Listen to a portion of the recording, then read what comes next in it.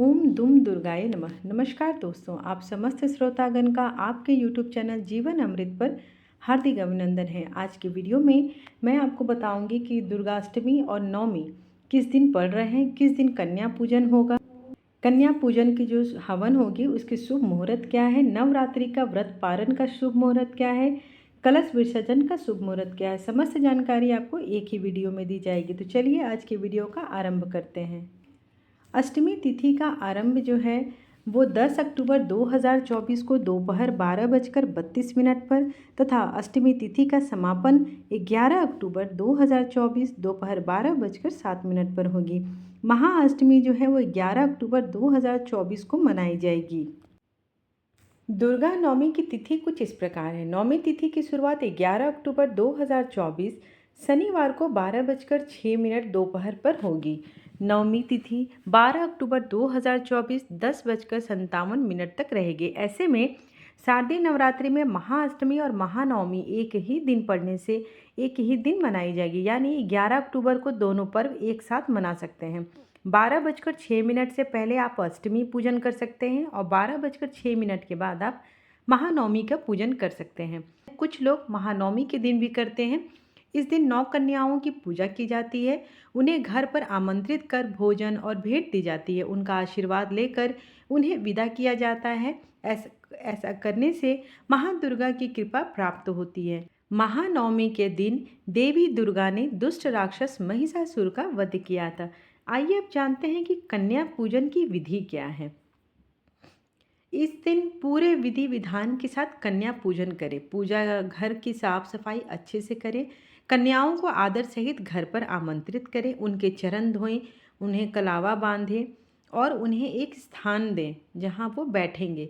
माता रानी के सामने एक घी का दीपक जलाइए। धूप दीप जलाकर माता की आरती करें। माँ को प्रसाद का भोग लगाएं।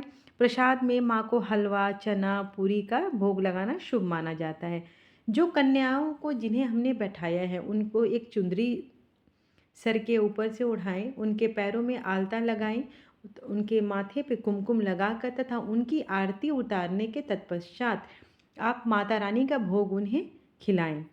में कन्या पूजन के बाद जो सबसे महत्वपूर्ण आता है वो है दुर्गा जी का विसर्जन अर्थात कलश विसर्जन। सनातन धर्म में नवरात्रि के 9 दिनों का विशेष महत्व है। इस दौरान देवी दुर्गा के 9 अलग अलग स्वरूपों की विधि पूर्वक पूजा की जाती है। धार्मिक मान्यता है कि जो साधक नवरात्रि के पूरे 9 दिन व्रत रखते हुए माँ की आराधना करता है उसको शुभ फल की प्राप्ति होती है।